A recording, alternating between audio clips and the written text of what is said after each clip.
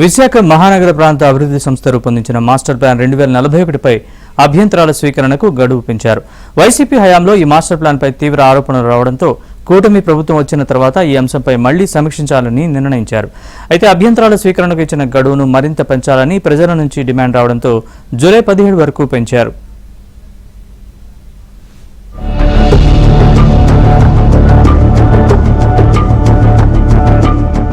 YCP అధికారంలో ఉన్నప్పుడు వీఎంఆర్టీఏ రూపొందించిన మాస్టర్ ప్లాన్ 2041పై ఎన్నో విమర్శలు, ఆరోపణలు వచ్చాయి. అప్పుడు వైసీపీ నేతలు తమకు లబ్ధి చేకూరేలా, ప్రజలకు నష్టం జరిగేలా మాస్టర్ ప్లాన్ రూపొందించారని విమర్శలు వెల్లువెత్తాయి. రాష్ట్రంలో కూటమి ప్రభుత్వం అధికారం చేపట్టిన తర్వాత మాస్టర్ ప్లాన్ సమీక్షించాలని నిర్ణయించింది. ఈ మేరకు నష్టపోయిన వారి నుంచి అభ్యర్థనలు, ఇతరుల నుంచి సలహాల స్వీకారానికి వీఎంఆర్టీఏ పిలుపునిచ్చింది. మే 22 నుంచి జూన్ 21 వరకు గడువు ఇచ్చారు.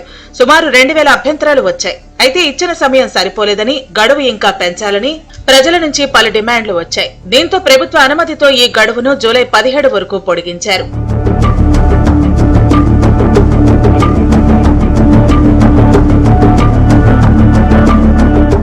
వీఎంఆర్టీఏ మాస్టర్ ప్లాన్ పరిధి విశాఖపట్నం జిల్లాతో పాటు అనకాపల్లి, విజయనగరం వరకు విస్తరించి ఉండటంతో ఆయా ప్రాంతాల ప్రజలు అభ్యంతరాలు సమర్పించడానికి ఇక్కడి వరకు రానవసరం లేకుండా స్థానికంగానే ఏర్పాట్లు చేశారు.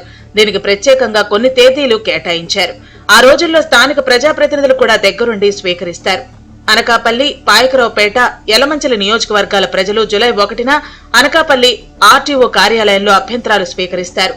పెందుర్తి, గాజువాక నియోజకవర్గ ప్రజల నుంచి జూలై 3, 4 తేదీల్లో, విశాఖ ఉత్తర, పశ్చిమ, దక్షిణ నియోజకవర్గ ప్రజల నుంచి జూలై 7, 8 తేదీల్లో, విశాఖ తూర్పు, భీమిలి నియోజకవర్గ ప్రజల నుంచి జూలై 10, 11 తేదీల్లో సిరిపురం వీఎంఆర్టీఏ భవనంలోని 3వ అంతస్తులో దరఖాస్తులు తీసుకుంటారు. ఎస్కోట, విజయనగరం, గజపతి నగరం, నెల్లిమర్ల, చీపురుపల్లి నియోజకవర్గ ప్రజల నుంచి జూలై 14, 15 తేదీల్లో విజయనగరం కలెక్టర్ కార్యాలయంలో అభ్యంతరాలు తీసుకుంటారు. జూలై 16, 17 తేదీల్లో ఏ జిల్లాల వారు వచ్చినా విశాఖపట్నం సిరిపురంలో ఉన్న వీఎంఆర్టీఏ ప్రధాన కార్యాలయంలో అభ్యంతరాలు స్వీకరిస్తారు. గత ప్రభుత్వ హయాంలో రూపొందించిన మాస్టర్ ప్లాన్ పై చాలా మంది ప్రజలు తీవ్ర అభ్యంతరాలు చెప్పారు. అయినా ఆనాటి పాలకులు వాటిని పట్టించుకోలేదు. కానీ కూటమి ప్రభుత్వం వచ్చిన తర్వాత అభ్యంతరాలను స్వీకరించడమే కాకుండా మరింత గడువు పెంచడంపై ప్రజల నుంచి హర్షం వ్యక్తమవుతోంది.